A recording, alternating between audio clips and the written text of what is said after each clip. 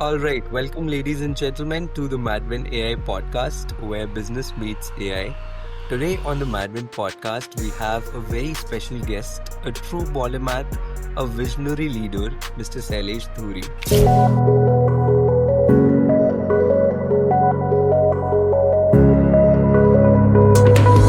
Why did you evolve from pure research to a full strategic advisory at DPA, Decimal Point Analytics? Yeah, so the entire journey began in the first place many decades ago.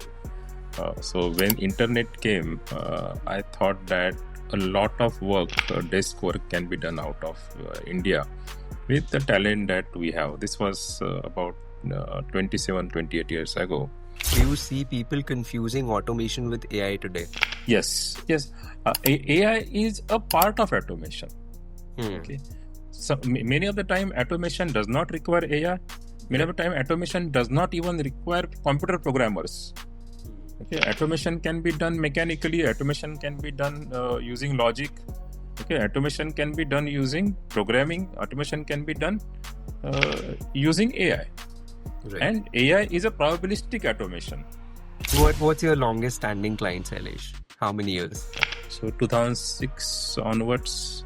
So in fact, my second customer who was signed in 2004 is now actually has joined Decimal Point Analytics. From market, anyone can buy AI tools from market. Right. But how to deploy, when not to deploy, Right. is also important decision, right? Right. Just because you have scalpel, you don't put every patient under surgery. What are your top 3 favorite markets if we are discussing growth for DPA perspective? So I'm very excited about the real world, that is the manufacturing. Okay, so I'm excited. Defense is another area. The world is going to become multipolar, and finance remains. And so that is the reason I started another company in Imperial Galaxy in aerospace. All right, welcome, ladies and gentlemen, to the Madwin AI podcast, where business meets AI.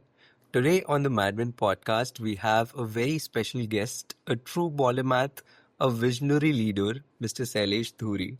And beyond his intellectual pursuits, he's a two-time founder and leader at Decimal Point Analytics and Imperial Galaxy. Join me in welcoming Mr. Sailesh Dhuri, and deeply thoughtful innovator, entrepreneur, and a leader whose journey is not just reshaping AI but reimagining how technology can serve humanity. Sailesh, are we ready? Yes, excited to join on the podcast and share my thoughts. Super. Thank you so much for joining in. All right, we have prepared a very small deck for you that we're going to go through and ask you tons of questions, put you in difficult situations as well. Yes. Yeah. Go ahead. Super. All right, Sailesh, we'll begin with the foundational journey. Why did you evolve from pure research to a full strategic advisory at DPA, Decimal Point Analytics? And how did this entire journey begin in the first place? Yeah, so the entire journey began in the first place many decades ago.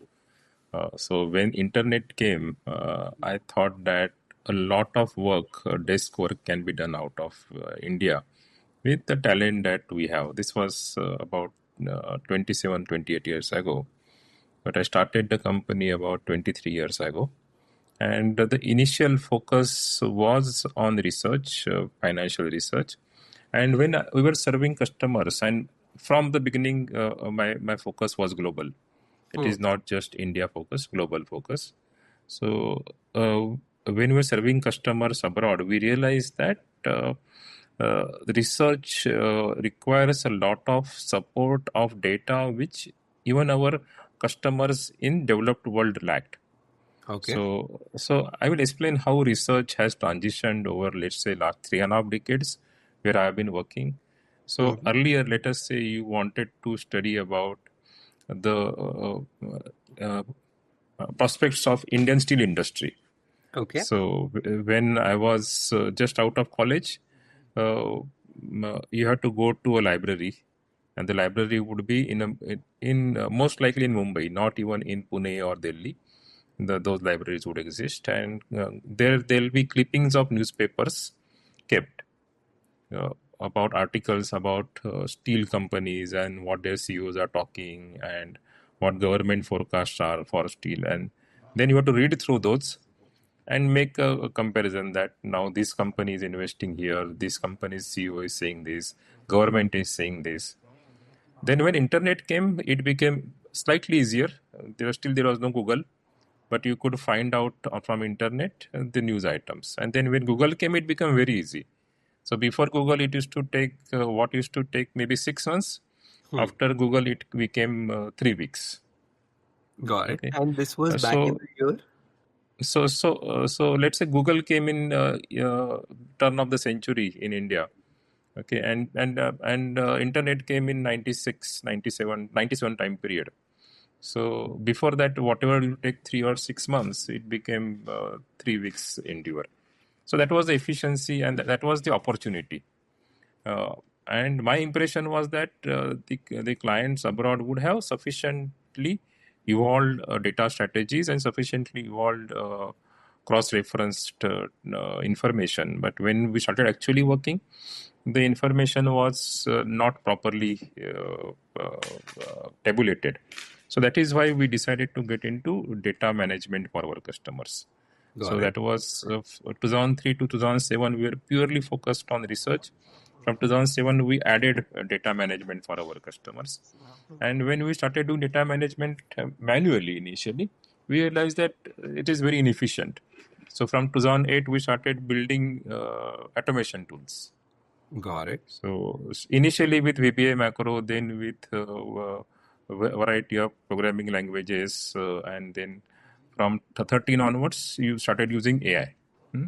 So that slowly, as we encountered problems while delivering services to customers, and we saw that nearly all customers have the same problem sets, we evolved our business to solve the problem sets completely.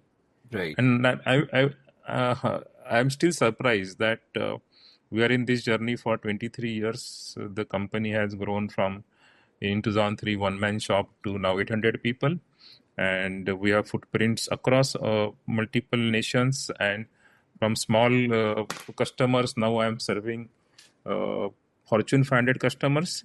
The nature of problem has not changed, that the information is scattered, data is not cross-referenced.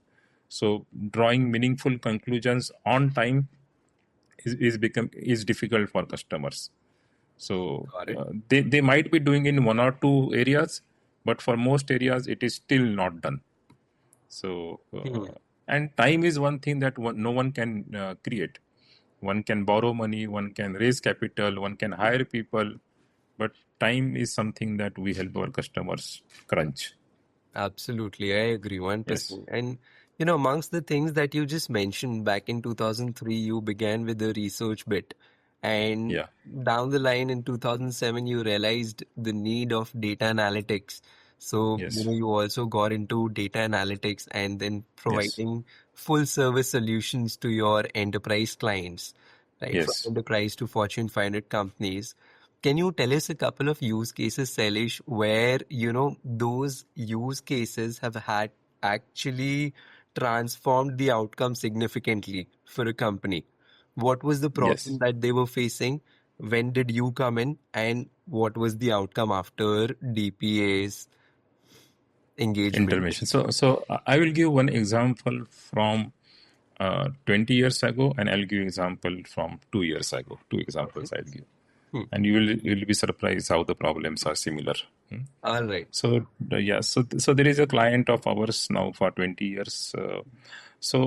They are into the business of providing information about in which countries what kind of investors are investing money. Okay. So in India today, equity investors are coming, bond investors are coming. So India is a special case. India is the only country where regulator is publishing, SEBI is publishing FII flows. Okay, no other country that information is available. Okay, it's Got very it. surprising. So US, UK, Canada, Japan, nowhere else this information is available.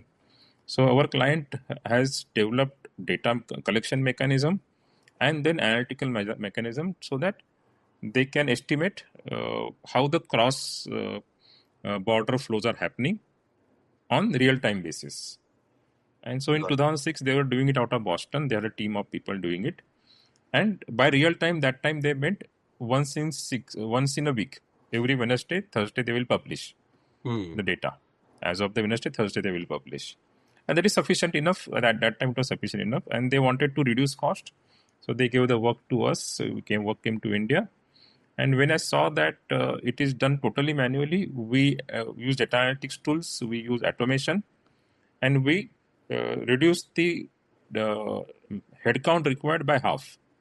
But what it meant was now, after 20 years, their meaning of real time has changed to every 1 hour.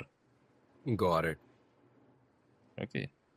So now their customers are able to see the cross border flow estimation every 1 hour, which in 2006 was every 1 week. Right. Okay, and also the underlying data that goes into this has exploded tremendously. So earlier we used to estimate with 10,000 data points. Now we estimate it with about 150,000 data points. Amazing. Okay, okay. So and the cost has not gone up significantly for that. The number of people doing the work were X in 2006. In 2025 also the number of people doing is X only That's a very for that particular interesting work. Hmm? That's a very interesting curve you have drawn for us in terms of if the work is increasing, if the efficiency is increasing, that is how we are also equipping technology to keep up with the pace as well. So that Yes. brings a very interesting curve in front of me. Now, Yeah. the next question I have is, I did not prepare it before, but a lot of times today, often when we talk about AI, it is often confused with automation. Yeah. And from the time that you were answering this question, you have already said that you have been thinking about automation since 2007. And Yes. Yes. similar is the case with all the leading companies, with all the forward-thinking companies. They really Yes. gave two shits about automation and they really worked on automation from the very beginning. Yes. Do you also see this dilemma where today, in today's world, when AI is, first of all, do you believe AI is overhyped right now? So any new technology gets overhyped initially, okay, and so overhype is of two ways, two things. One is we sometimes overestimate the potential of the technology. Yeah, Sometimes we underestimate, and the technology does not deliver because we underestimate ability of people at ground level to adapt to the technology. right.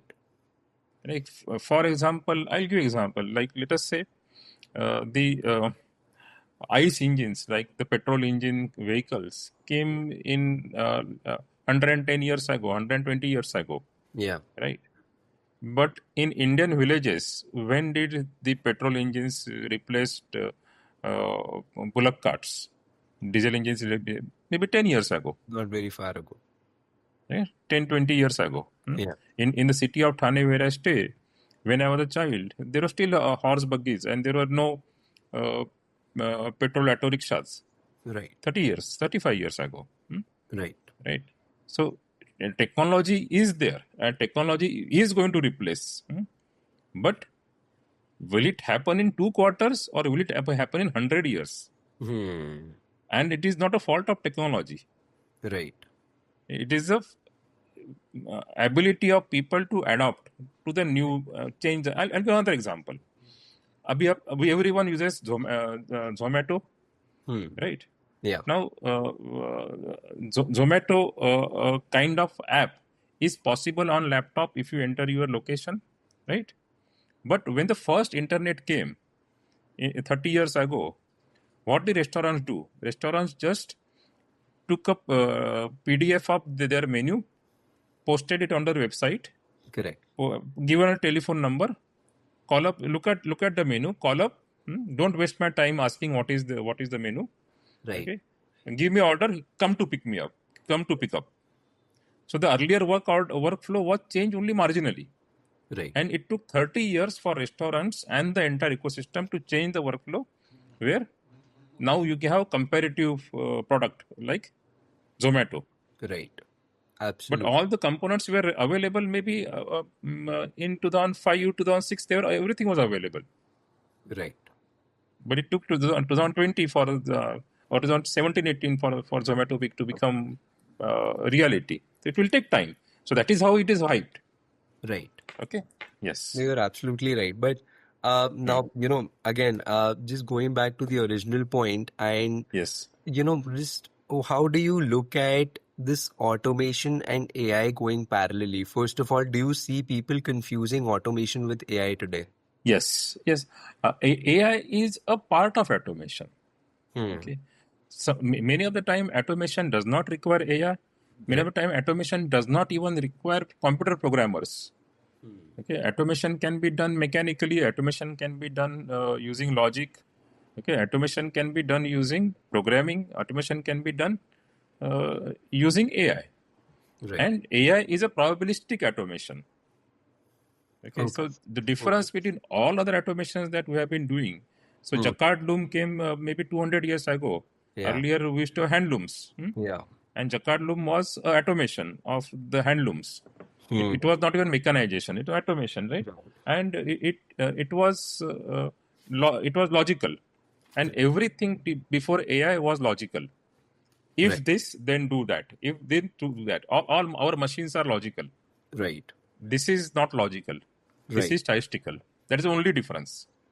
And hence, we are opening a new frontier. What was earlier logically not possible, now we can do it. Absolutely. And in between, you just said that AI is probabilistic automation, which is entirely true, but I never looked at it that way. So thank you. Mhm. It's very amazing explanation to just put a full stop to this entire debate Yeah. between automation and AI. But yes, of Yes. course, we have a very good set of questions ahead of us. So I Yes. jump right on to the Yeah. next one. Mhm. Talking about AI and innovation, here we are. Mhm. We read somewhere your Mhm. classification systems at DPA covers more than 15,000 companies. First Mhm. of all, Sailesh, can you tell us what is a classification system? How is it real time? And how Okay. it makes, Yes. more number of data points or more companies in it in the first place? Yes. So, what is the classification system? Classification system is a system which would enable you to say this company is in this particular industry, Hmm. is located or is linked to this particular country or these particular countries. Yeah. Okay. So, I'll give some examples Hmm. and I'll give some analogies. Okay. So there is a customer of ours in Canada, and they have a customer which is a mutual fund, and mutual fund has three different funds. One fund's mandate is to invest in US companies. Hmm. Another fund's mandate is to invest in EU companies, and Hmm. third fund's mandate is invest in UK companies. Now there is one company in Ireland, Okay. headquartered in Ireland, only a single listing in New York Stock Exchange, and the entire business comes from England, not even UK. Now all three funds invested, saying that one guy said listed in New York, so it is a US company. One guy said headquartered in Ireland, Dublin, that means it is a EU company. Third guy invested, saying entire revenue comes from England, that is why UK company. All three are statements are true in their own perspective. But Yeah. for one company, all three cannot be true. For one mutual fund, they cannot have the Tridev नहीं हो सकते वो, right? Right. So that is where we help our clients. How do we classify this kind of problems? And businesses change, right? Right now the world is evolving so fast. Business model changes so fast that which sector the company is. Right now, the current classification systems that traditional classifiers providers use is like having an address of a person, and the person has moved to some other city. You have the old address. In our case, we ensure that we have the new address all the time, Yeah. new and correct address all the time. And that is where we use AI to look at their current business model, their current statements, saying that this company is really in this particular sector. It is really exposed to this particular geography's risk. Got it. Got it. Yeah.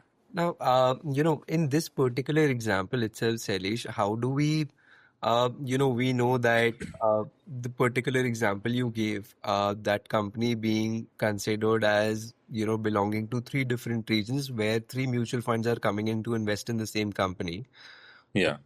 based on the classification systems, based on who you work for as a client, Yeah. right? How do you help them? I mean, do you help them just analyze, whether in that particular example itself, whether it falls in your domain or not? Who is your client, and how does this classification system is helping that client without being unbiased in the first place? Yeah. So it helps. So see, when clients want to deploy their money, Hmm. they want to be exposed to a particular risk and not exposed to some other risk. Okay. Right. So somebody would say, I don't want to put money in UK. Hmm. And just UK, I'm just taking it as a name. Okay. They might say, Yeah. I'm not comfortable with UK as a risk. Right. Okay. Now, in this particular instance, where just because that company was listed in New York, the entire risk is UK risk. Hmm.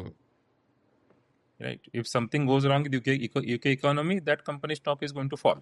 Right. Okay.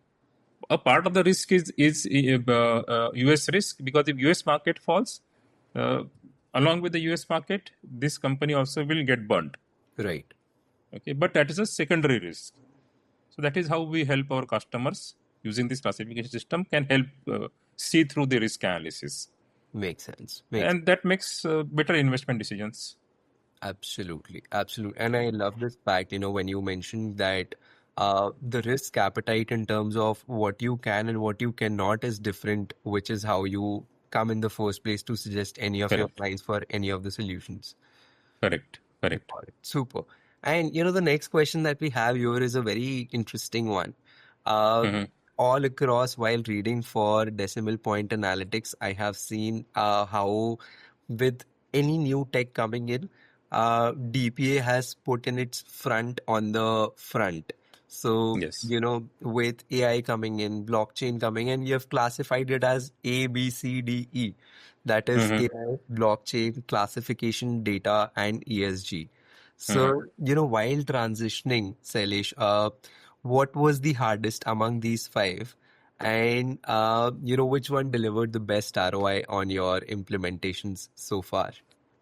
So data has given the best ROI, and I Got think it. data will keep delivering best ROI for decades to come. Okay. Because without data, you cannot take a data-driven decision. The Right. entire pursuit of management thinking is for last century is that more and more decisions should be driven by data, and only when the data is not available, the management intuition should come into play, right? Got And and that journey is not yet over. Okay, got it will continue. So that has delivered the highest ROI, and the hardest is I will have toss up between ESG and blockchain. I it. think Got it. blockchain will deliver returns in next 3 or 4 years. ESG is because of uh, people trying to use ESG for their political gains, Hmm. both sides of the political spectrum. Right. And another is that just because you have the nutrition data available on your food packet does not mean that you end up eating healthy. So Right. same thing is happening with ESG. Yeah. Just because the disclosures are there, does not mean that investors and the investing community makes uses that properly to make right investment decisions. So that is why it has been the hardest. Blockchain is because it was hijacked by criminals, and this happens with many technologies. Initially, when technology comes, it gets hijacked by criminals. So it takes time for it to find fit in mainstream. Absolutely, absolutely. And Yeah. you clubbed in a couple of factors. I love your analogy already, when you compared how the importance of data in the first place. And with AI coming in, that entire collection of data and then analytics being done on it, it only seems to be going up. And Yes. right now, if it has grown linearly, it will compound now, right? Correct. So now, when you're working with a company that's based, abroad, a company that's based in US or UK, how does this happen? How do you, as a startup, let's say, today, companies can trust DPA, right? But for a startup, how do you develop that trust? Because I don't think just signing an NDA does justice enough. So if you're a startup and let's say you are in the same business as DPA, how do you make sure that companies abroad they trust you with their data? Yes. Trust is like a glass. Okay. Good. It just one drop and it shatters and cannot be joined back. Absolutely. So, you have to be very careful with trust. But building trust is just like for building a glass, you have to put the sand through the rigors of fire. You have to go through the journey of fire with the customer. Yeah. So the customer would expose a very little to you initially. They will not expose something. You have to patiently wait for opportunity. When customer goes through difficult times, and when customer is going through difficult time, you have to stand by him or her, Right. okay, and then support to the fullest hilt possible. And that is how you would build trust. And that is because just because they are abroad does not mean that they are not human. You are not human. Absolutely. So slowly build that trust and gain that trust, and then try to become indispensable partners for them. Absolutely. Absolutely. What's your longest standing client, Sailesh? How many years? So 2006 onwards. So in fact, my second customer who has signed in 2004 is now actually has joined Decimal Point Analytics. Amazing. So Amazing. he's working with us. Congrats. So if I take that way, then that relationship is 21 years. But as a customer relationship is 19 years. Then so my now investor is my customer for. So I raised money 3 years ago, and they have been my customers for now 14 years. So after 11 years of being customer, they invested in our company. Oh, super. Super. Yeah. So DPA is currently funded. So first few decades we were not funded, and we Okay. were self-startup. Now we have raised capital, and we are in the process of raising further capital because I see a lot of opportunities. And what is the vision like for the next 5 years, Sailesh? Where do you see DPA? At a significantly higher scale than what we are today, because of the opportunity sets, because of the problems that customers face, aspirations that the clients have, and the tools that we have, which are just right to tools and mindset that Right. we have, just right to fit this thing. And what See, are AI your... is a tool. Yeah, Yeah. go ahead. Please continue. Sorry. So AI is a tool, just like scalpel you can buy from a market. Anyone can buy scalpel from market. Anyone can buy AI tools from market. Right. But how to deploy, when not to deploy, Right. is also important decision, right? Right. Just because you have scalpel, you don't put every patient under surgery. Right. So just because you have AI tool does not mean that each and every problem of the customer you need to deploy AI tool. Correct. So many of the startups end up making mistake because I have the AI tool, I will put it there. So Right. first, see, it's just like a surgeon, a doctor says, surgery is a last resort. Deployment of AI tool for the achieving the objective should be one of the last resort that is costly. It is probabilistic, but it has to be used. It has to be there in your arsenal. Makes sense. Yeah, Absolutely. yeah. Absolutely. And what are your top three favorite markets? If we are discussing growth for DPA perspective, Where Yeah. you think, are So I'm very excited about the real world. That is the manufacturing. The things that are happening there are just amazing. Okay, so I'm excited. Defense is another area. The got it. world is going to become multipolar. We are seeing that, and as especially as Indians who have gone through 1,000 year of foreign rules, we have to invest in defense, not to again ever go into foreign rule. So that is another area of interest for me, and finance remains. And so that is the reason I started another company in Imperial Galaxy in aerospace, which would be in that area.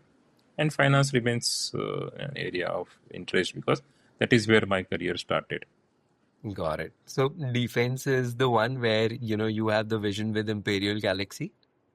Yes, Okay. defense and manufacturing both. Yeah. Defense and manufacturing. And in terms of the nature of business, is it the same as DPA? No, totally different. It's Okay. totally different business. We can talk about it now, or we can talk about later on also. Because your Absolutely. podcast is AI podcast, so this Absolutely. is We'll definitely have something coming up in the next couple of slides. yes, yeah, yeah. Super. And I'm sure, Sailesh, being in this industry, you know about these news way better than anybody of us does. So we heard that JP Morgan has launched an AI research tool. You know what? The main point of concerns are whether the tools like these generic AI tools will be able to replace analysts, that do the manual research right now. Yeah. So I think part of the question I had answered earlier. So let's say 35 years ago, Hmm. doing research meant taking physically yourself to a library and opening a file. Then the research meant going onto Google and trying to download a annual report, or trying to look for the CEO statements or the industry reports by somebody else. Now what will research mean? Okay, so we have to understand. So there is a framework, a very nice framework Hmm. called jobs to be done. Okay. Okay, and that framework I have added another thing: tasks to be performed. Okay. Jobs to be done is the outcome that you want, Okay. and tasks to be performed is a task that you have to achieve to get the outcome. Got it. Okay. So when people are saying AI and automation is going to do the work, it is going to do the task of analyst, but the Okay. job of research is going to remain. Got Now, another thing is that the outcomes of research, outcomes of jobs also change along with the technology, it. right? Hmm. So if I give an analogy of, let's say, commute, in terms of when in the age of horse buggies, Hmm. you could stay maybe 1 or 2 kilometers or 5 kilometers away from office, the workplace. Yeah. When you got metros and you got auto rickshaws and taxis, people could stay 50 kilometers away from office. Yeah. So that enabled creation of mega cities, Right. right? Similarly, in research, what is the current definition of research is that people give a 1 point forecast of the future price of the stock. Right. So you would have seen this company after 6 months, I estimate it to be 50% higher, okay, from current level, whatever that could be. Now, who knows what is the future, right? Right. Nobody knows.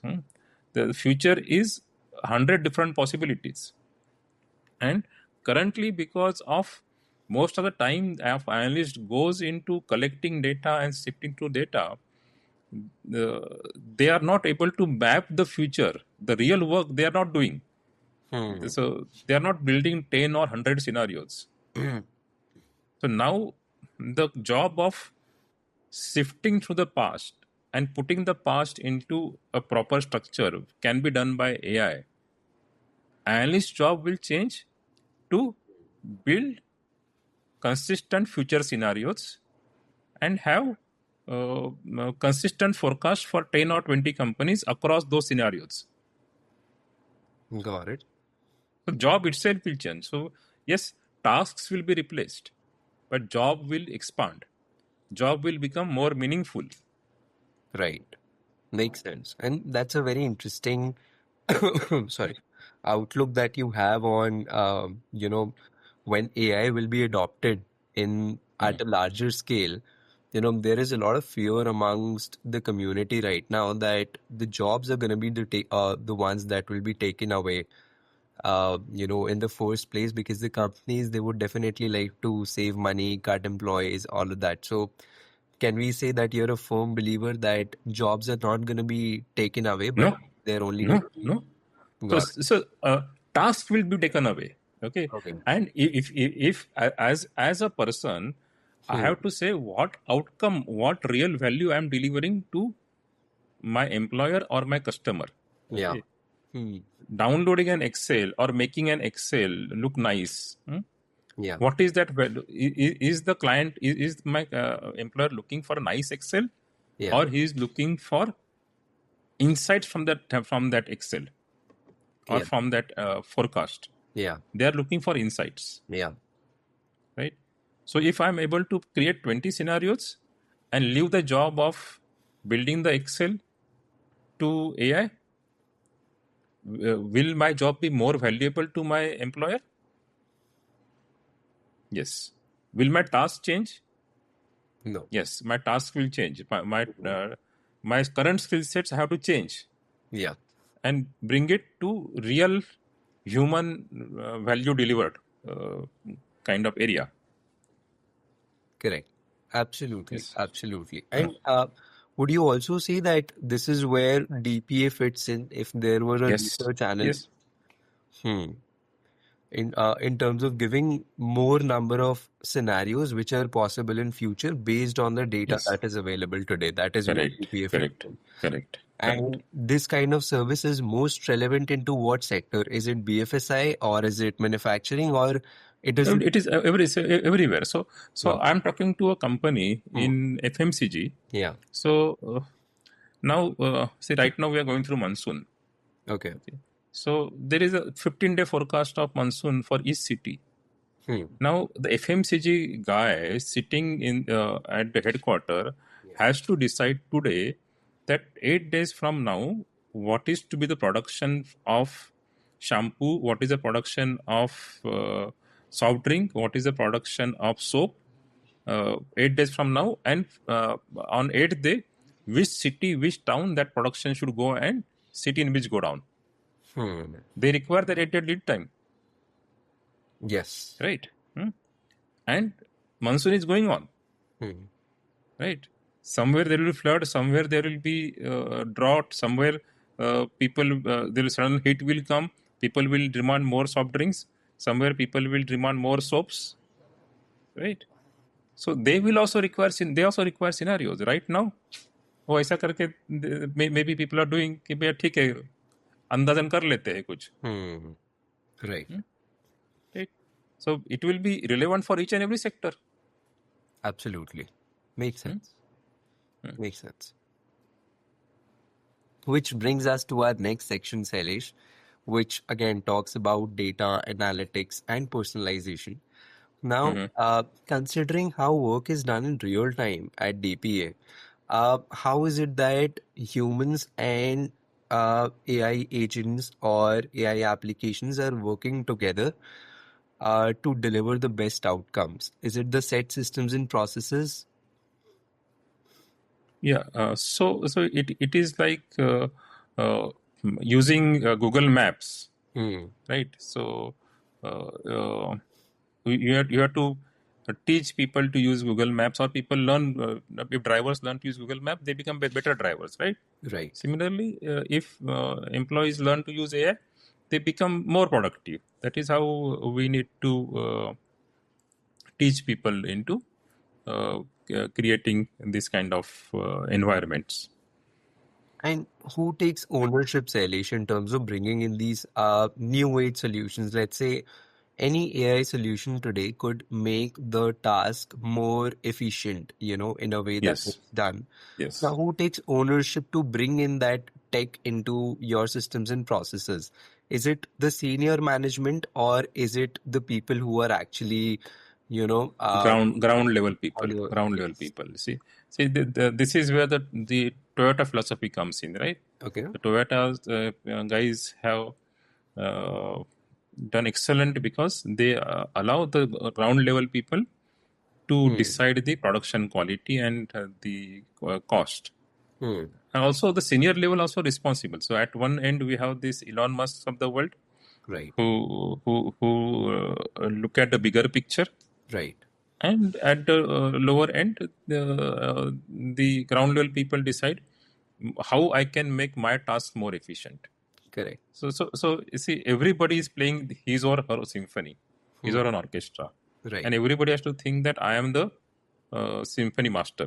Right. I have to decide what who will play Hmm. what tune and which instrument they will play under me. Hmm. So, But that is how it has to hierarchically happen, and correct. both ways, up and down. That is how the best outcomes come. Absolutely. But in your industry, Sailesh, isn't that very sensitive? Because when you're dealing with data that is, proprietary and the data that is confidential, for you to be able to have that freedom to try on the different AI tools, is there any possibility of? Yes. So that is why there are guardrails and there are sandboxes. Okay, So people will first try in sandbox. People will first try with guardrails, and then they deploy. got it. And sandbox is like a sample pseudo data. I'm sorry. Pseudo data. Yeah. Yes. Got Sandbox is like sample pseudo data. got it. So you play. Just like as a child, you learn to build castles in on sand. Hmm. So similarly, you try in sandbox and then you deploy. Got it. Got it. Yeah. Amazing. Yeah. And the next question is something that might not have a clear answer to it, but how far can personalization in finance go before ethics or privacy becomes a barrier for The, any the, company? yeah. So answer is very clear. Okay. Hmm. Unless there is explicit permission from the customer, Okay. you cannot touch the data for personalization. Got it. If there is a permission from the customer, explicit permission from the customer, Hmm. then the data should be used for informing him or her for better outcomes. Got it. Okay, not for playing with the psychology. Got it. Understood. So many companies and especially many startups, well-funded startups, Right. use the data to play with psychology of the person. That's immoral, criminally immoral. Absolutely. I agree. Hmm. And Yeah. you answer it very well in terms Hmm. of, it entirely depends on what you have permission on and what you don't. Yes. Which brings us to the next section, Sailesh, which Mhm. we're going to talk about BI and visualization impact. Can you share an example where DPA dashboards help a client uncover a hidden insight? I mean, something that you were not planning on sharing with them. I mean, just because maybe it was not important, something that they were not expecting to see, but in your reports or in your dashboard somewhere they analyzed, okay, this is the pattern or this is the impact. So dashboards and visualization is a very important tool. Hmm. So first I will explain why it is important, and then I'll give example. Yeah. So in fact, about 30% of our brain Hmm. is connected to our eye. Yeah. Okay, so most of our analysis is visual analysis. Hmm. So when you show something to customer visually, it becomes appealing. So I'll give an example. There is a customer of ours which we signed in 2021, Hmm. and in one division of theirs, there was total chaos about data. They were not able to produce reports, correct reports on time. They would take 6 months, 9 months to produce the correct report. Hmm. Now, what is the use of a report producer? It's like a government report comes after 1 year, right? So Correct. there's no use of that report. Hmm. And we were trying very hard. When we said, okay, we'll solve the problem. And first 6 months, we used to sending notes to them. This is where problem is. This is how to do. This is how to do. And there was no change happening. Then I sat with the team and we said, why it is not happening?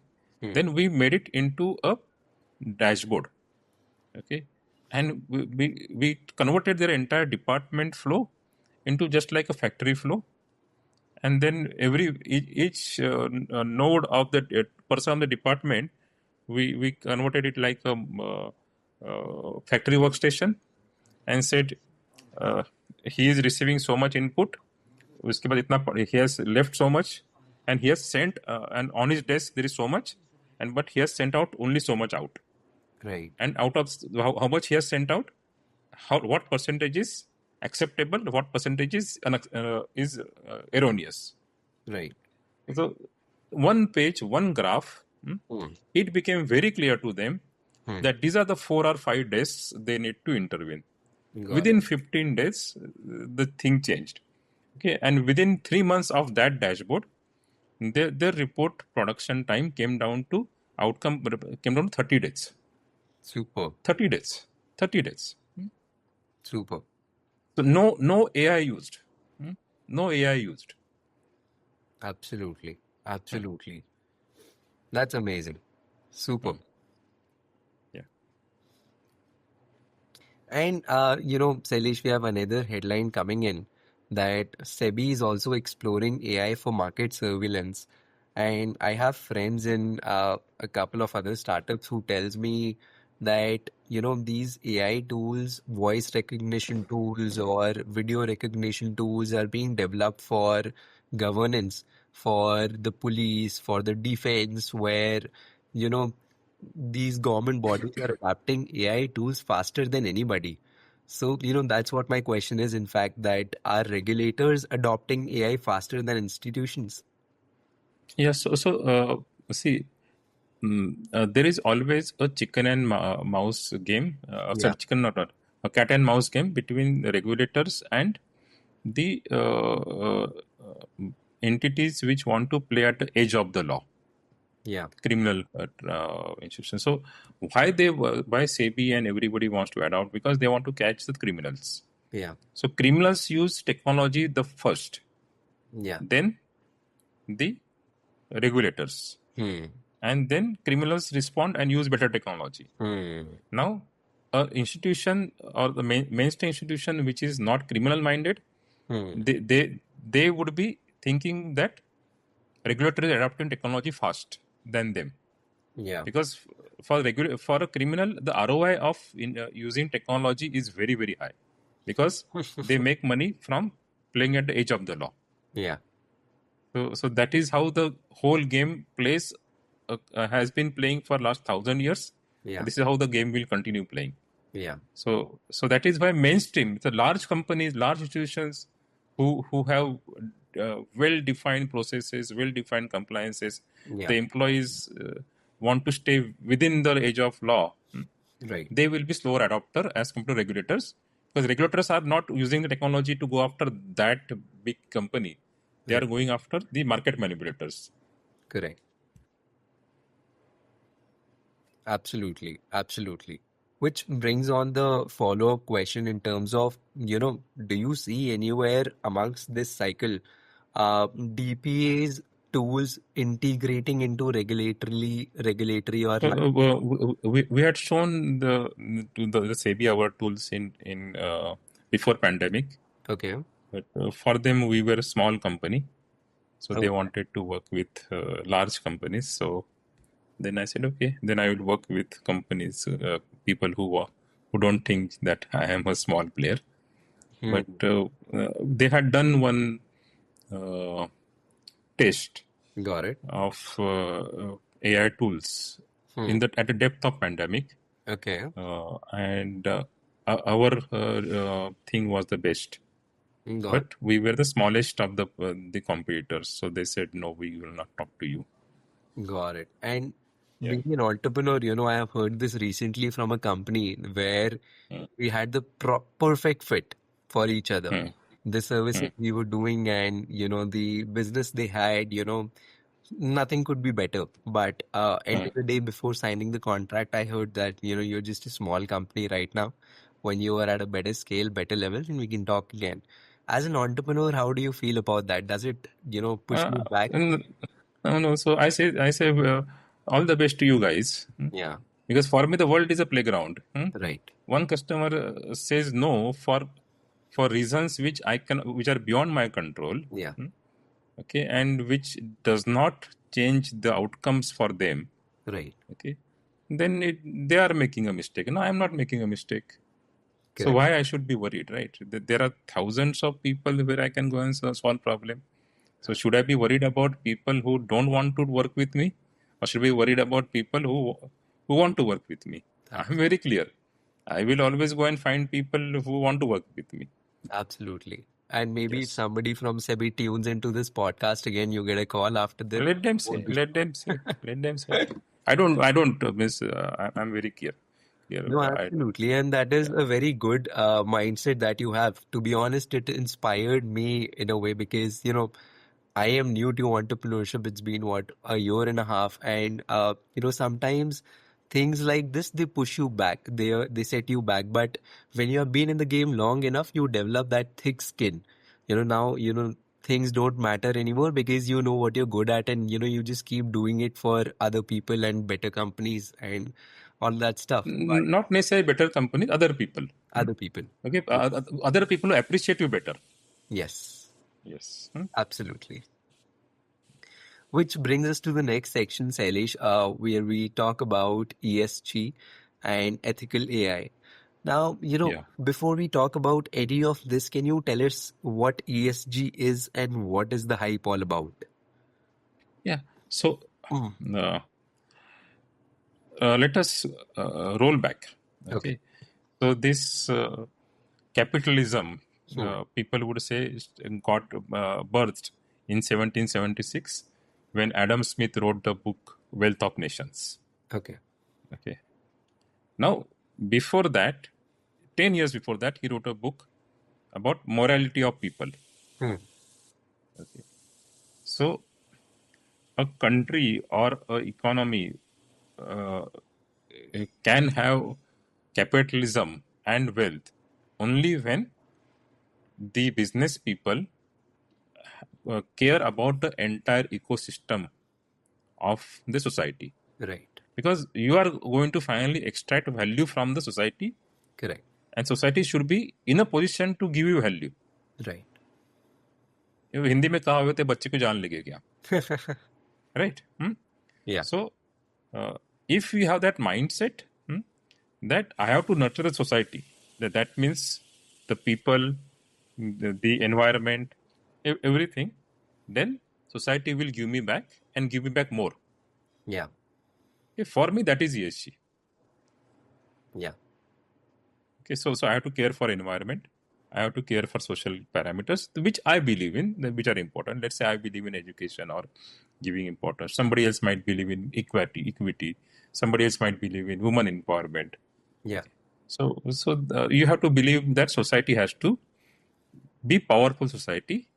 Society should have more and more resources and less harmful way of interacting with nature. Absolutely. Then, as a businessman, you can make more and more impact. You can have more money. Absolutely. Absolutely.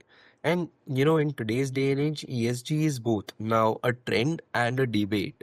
So, working with clients, how does that fit into DPA system, or how is DPA managing ESG initiatives responsibly in the first place? Yeah. So our internal ESG initiatives are going very strong, and Okay. they will continue to go strong. In the market, people are painting coal plants green and saying this is ESG. Hmm. Okay, so like this in Norway, and they are extracting oil, and for oil extraction, they are using power which is coming from wind turbines, and they're saying this is clean. Hmm. So you are extracting oil.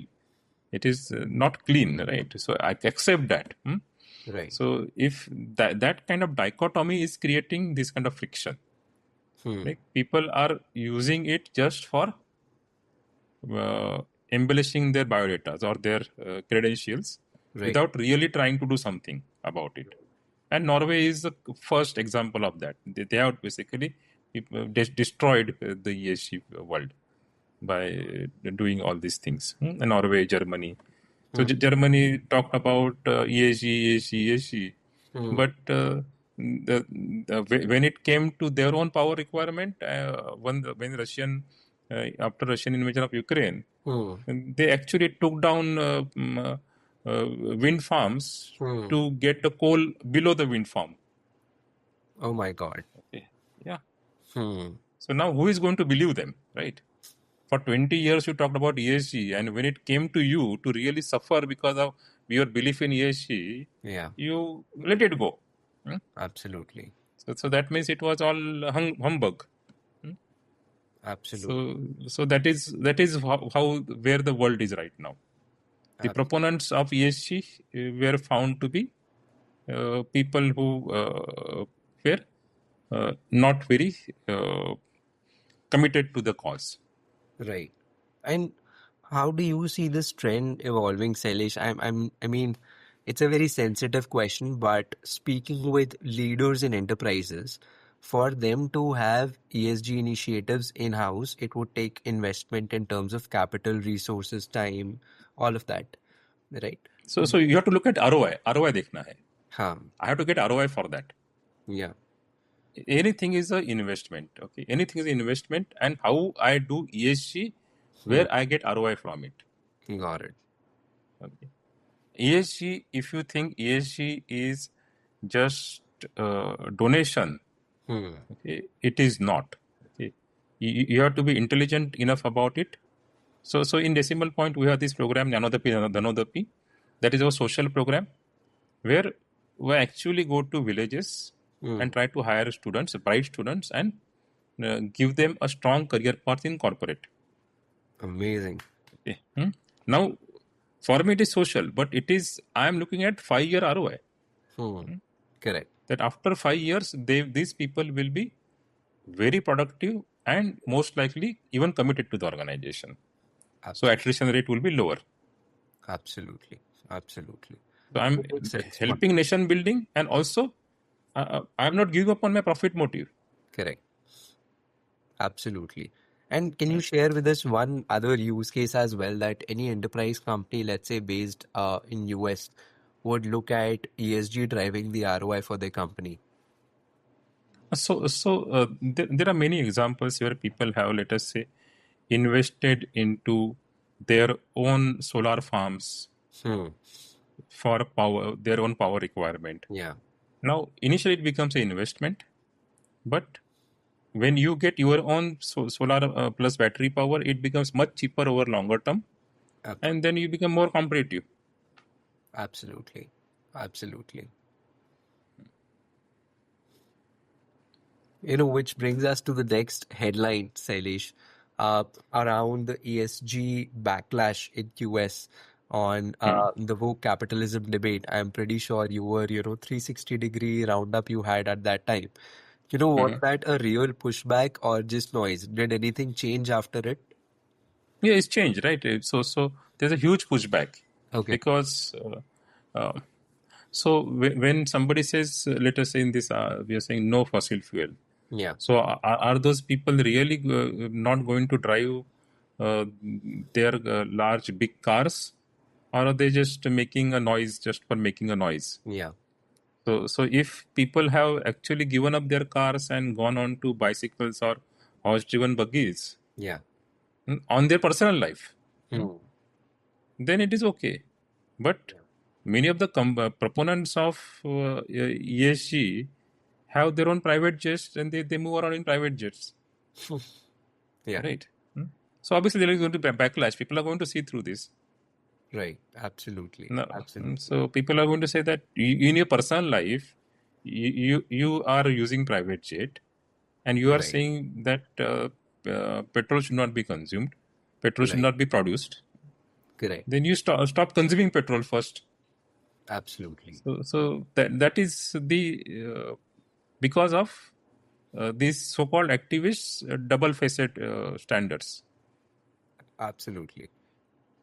And you think in the long run, sorry, ESG can truly drive performance, Yes, or yes, it will because see, go back to 1776, Wealth of Nation. Before that, what book he wrote? yeah, Okay, moral compass of the human, yeah, of the man. yeah, Okay, and both are linked. And I gave a very simple logical explanation. hmm, The society which has less natural resources, society which is fragmented, hmm, cannot support strong businesses. right, That's logic. right, That's logic. absolutely, So, so businesses have to realize that. Those who don't realize, they will wither away. absolutely. Hmm. 100% agree. And we've already talked about the Salish, but once again, do you think what is the tech that you are willing to bet on if you were to choose one tech or two techs, which are going to take DPA to the next level in the coming half a decade? So confluence of data analytics, AI, and blockchain. Okay. Are you a firm believer on blockchain as well? So blockchain not for cryptocurrencies, Okay. but blockchain as a ledger of record. Yes. Yes. Got So it. So that is where, yeah. is it actually helping companies, any one of your clients, to maintain that record in a more secured manner? Because, Right now, no. Maybe in 6 months, I can say yes. I have helped one customer, but right now, no. Hmm. got it. But Yeah. as a tech, has it developed up to a level where it Yes. come? Yes. Okay. It has developed very well. Okay. Hmm. Okay. Super, super, super. Yeah. Thank you so much, Sailesh. Just this last round we have, which is called a rapid fire round. And Hmm. we have a couple of questions that I'm going to be shooting your way. Uh, Yeah. Yeah. for our audience, can you recommend a couple of books that you have read which kind of changed your life? Yes. One book is Seeking Wisdom Okay. uh, uh, from Darwin to Munger. Okay. Okay, that is a very good book. Okay. And the second book that is Bhagavad Gita is a very good book. Sometimes if you are feeling down, you're Mm. feeling what I am doing with my life. Yeah. Okay, so it gives all kinds of solutions to all kinds of problems. Yeah, Super. Do you yeah. also hear to a lot of podcasts? Yes, Super. Any favorite ones? Library of Mistakes. Library of Mistakes. Yes. Super. I've not heard about that one. Excited to tune in. Uh, Yes. can you tell us any of your failures, Salish? Because being so successful, for employees, for your peers, for your anybody else around you, your story kind of looks like a superhero, started from rags to riches. So, can you normalize or humanize yourself for us? Many failures, many failures. Got it. So, so when I was 15 years old, Hmm. I thought I'm so good. One day I will win a Nobel Prize in physics. That was my goal. I'm nowhere near that goal. Okay, All right. I failed miserably in International Maths Olympiad exam. So Got that it. still hurts me. That I didn't prepare properly for that. There are many ideas that I wanted to implement in business, but I couldn't implement properly. I failed in that. Uh, I failed in keeping some of my friends together with me. Uh, Many failures. Amazing. Good to not Yeah. that I'm feeling any happier, but good Mm. to hear that, everybody faces challenges and everybody is a human at the end of the day. And have you ever been broke before, Salish? Yes, I have been broke. Yeah. So multiple loans and no income. I've gone through that. And that's Yes. what entrepreneurship brings to you. Yes. Yes. How do you stick to it when in the early years, especially when, You have taken that leap of faith, but that leap of faith might not exactly bring in the ROI in the first couple of years that you would expect it to be. How do you expect? Where does that grit come from? Why entrepreneurship for you in the first place? Why not Okay. anything else? So you have to have dichotomous mind. Hmm. Okay, that time dichotomous mind means ability to hold two thoughts at the same time without getting insane. Okay, so that is and what are the two thoughts? Okay, one thought is what is the definition of failure? Hmm. Okay, for definition of failure, you look at the most gaya gujra of your relative or a friend. Yeah. Okay, and what is the definition of success? You look at the most successful person that you want to target. Yeah. So if you have this dichotomous mind, you will be able to play in that huge gap that is there. So another example that I will give is the first time somebody is trying to climb Mount Everest. Hmm. You know the goal. That goal is there. Hmm. But it is cold. It is shivering. The light is not there. You're not able to see.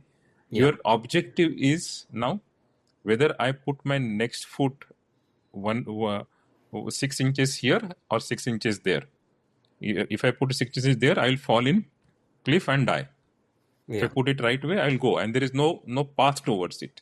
Yeah. Okay, so entrepreneurship is like that. Looking some trying to climb your own Mount Everest for first time. Yeah. Okay. There is no compass. There is no map. Okay, there is no there are the light is not there. It is shivering. It is cold. If you want to go there, then each step is a pain. Right. If you want to take that pain. Do you have any mentors, Salish? Have you looked up to anybody in terms of ideal or Shivaji Maharaj. who? Shivaji Maharaj. Shivaji Maharaj. Chhatrapati Shivaji Maharaj. All right. Have you also read about him a lot? Yes. I have Amazing. read maybe 10, 20 books about his life. Oh, amazing. Amazing. Yes. Amazing. And, you know, when you're reading something, how does your typical day look like? Other than entrepreneurship, what do you love doing? So, exercise for half an hour. Uh-huh. So, nowadays, along with exercise, listening to podcasts, that has been a big change in last 10, 15, 12, 12 years. And then reading books, Yeah. talking to colleagues, Super. setting objectives, seeing if everybody is on track or not. Super. Super. That's the day, basically. Super. The books should be read. You should always read books. I read one book a week or a fortnight, depending on how busy I am. One a week? Yes. That's amazing. You need to do that. You need to do that. Otherwise, your brain will shrink.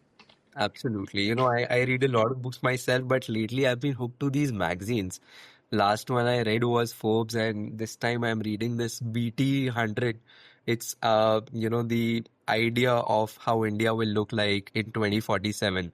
So, from an AI perspective, from an infra perspective, from an ESG perspective, what all initiatives are driving India's growth, and, what are analysts predicting where India will be in like 2047. So there's and Enjoy that.